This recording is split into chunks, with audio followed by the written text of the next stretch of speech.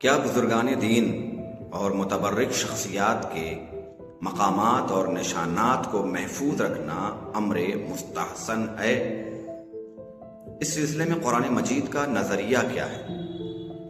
بسم اللہ الرحمن الرحیم فی بیوت اذن اللہ ان ترفع ویذکر فیہا اسمہ۔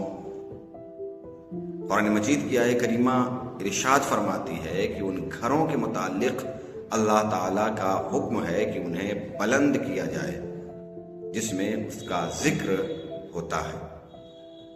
حدیث میں وارد ہے کہ خلیفہ اول نے پیغمبر اکرم سے پوچھا کہ یا رسول اللہ فی بیوت اذن اللہ ان ترفع، اس میں کون سے مکانات مراد ہیں؟ فرمایا انبیاء کے مکانات۔ انہوں نے پوچھا کہ علی و فاطمہ کا گھر بھی اس میں ہے؟ فرمایا جی ہاں، بلکہ ان سے بہتر ہے۔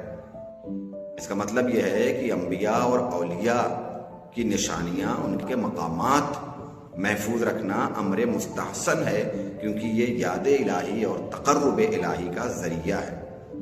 دنیا آثار قدیمہ کے عنوان سے اپنے بزرگوں کے نشانات محفوظ کرتی ہے، لیکن اسلام تقرب الہی کے عنوان سے ان نشانات کو محفوظ رکھنے پر زور دیتا ہے۔ حضرات اصحاب کہف کی آیات کے ضمن میں ایک آیہ کریمہ قرآن مجید میں موجود ہے۔ قال الذین غلبوا علی امرہم لنتخذن علیہم مسجدا۔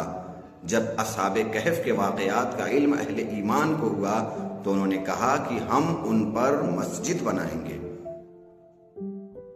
آیہ کریمہ میں مسجد کے معنی اصطلاحی مسجد نہیں ہے، بلکہ ہر اس مقام کو مسجد کہتے ہیں جہاں پر سجدہ کیا جائے۔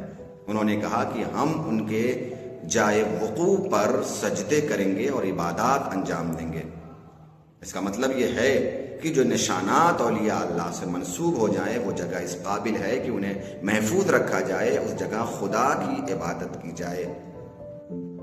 اس سے ظاہر ہوتا ہے کہ وہ روایات جن میں کہا گیا کہ گزشتہ امتوں نے صالحین کی قبروں کو جائے سجدہ بنا ڈالا، وہ سیاسی اثرات کے ماتحت لکھی گئی ہیں، ان کا دین کی روح سے تعلق نہیں ہے۔